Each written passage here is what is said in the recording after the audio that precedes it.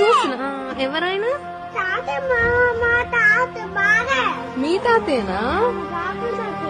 KCR is the history of Telangana. Nobody can wipe it off. And KCR ను తగ్గిస్తాము అనుకుని చాలా ప్రయత్నాలు చాలా మంది చేసి భంగపడి విప్లవం అయిపోయింది.